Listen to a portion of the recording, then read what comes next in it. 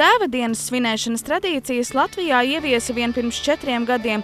Tā svinama katru gadu septembra 2. svētdienā.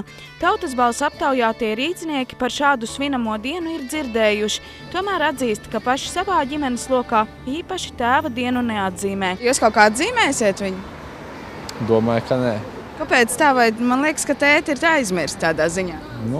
Varbūt ir aizmirst, bet tāpēc, ka nezinu, nav kaut kā iegājies, laikam tādēļ. Un kā jums liekas, kādam ir jābūt īstam vīrietim, īstam ģimenes galvam, īstam tēvam? Kādām, raksturīpašībām? Galvenais jau laikam labsirdīgam un atbildīgam par savu ģimeni.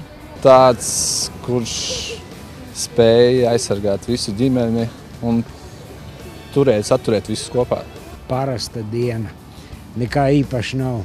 Bet vai tēti būtu pelnījuši paši savu dienu tā kārtīgi atzīmēt?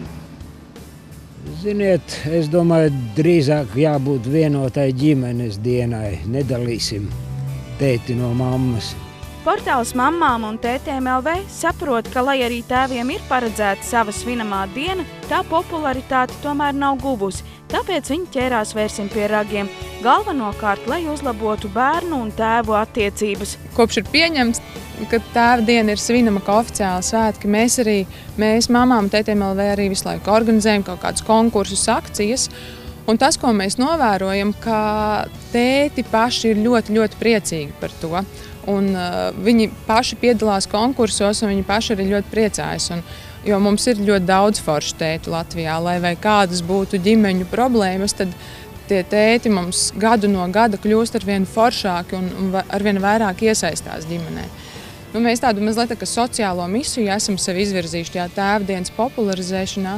Tas nav tikai par svētkiem, lai mums būtu vēl viens svētku vairāk, bet par to, ka mēs līdz ar to gribam celt tēva lomas vērtību ģimenē un arī bērnu dzīvē. Vairāk nekā 40% portāla aptaujāto tētu atzīst, ka tiešām savai ģimenes dzīvē laika īsti neatliek darba dēļ. Arī 6 gadus vecais Klaus stāsta, ka tētis ļoti ilgu laiku pavadot darbā, varbūt arī tāpēc mazais puika Tēva dienai gatavojas ļoti īpaši. Esam mēs dāvinājuši pašrakstīt tādu grāmatu, ko mēs paši rakstījām ar mammu. Es diktēju, viņa rakstīja. Tas bija pasakas? Jā, pasaka par dibanu galvu. Un kāds ir tavs tētis? Tu vari pastāstīt, kāds viņš ir? Jā, varu. Viņš rūpējas. Viņam vienīgā diena, kad viņš var izlaist to, ir tā sestdiena. Un viņam visu laiku ir darbs, tikai sestdienās viņš var atpūsties, arī svētdienās viņam ir darbs. Ja tavs tētis ir diktā aizņemts? Jā. Un ko tu viņam gribētu novēlēt īpašajā tēta dienā? Es viņam gribu novēlēt, lai viņš nekad nebēdētos un arī, lai viņš būtu visu laiku laimīgs un lai arī mēs visi būtu laimīgi. Es gribētu, lai viņš arī to visu sagādā visiem. Tēva loma ģimenē ir ļoti svarīga. Arī šķirtajās ģimenēs, kurās mammas iespējams pat neatļauj savām atvasēm tikties ar bioloģisko tēvu. Tie tēti, kas neinteresējas par saviem bērniem, tad, ja mēs teiksim, tēti, tu mums esi svarīgs, tad viņš arī varbūt sāks interesēties vairāk par to. Un tās mammas, kas neļauj šķirtajiem tētiem satikt bērnus, tad arī sapratīs, bet Haidī, tam bērnam ir tētis svarīgs un viņa attīstībā svarīgs un viņa dzīvē svarīgs. Mamām un Tētiem LV sagaidot šo svētdienu, kad oficiāli mūsu valstī svinēs Tēva dienu, aicina iepriecināt savus ģimenes vīriešus, tēvus ar paši sacerētiem dzejoļiem. Mēs runājām un uzrunājām Latvijas dzejniekus, jau atzītus dzejniekus, un viņi labprāt iesaistās mūsu akcijā.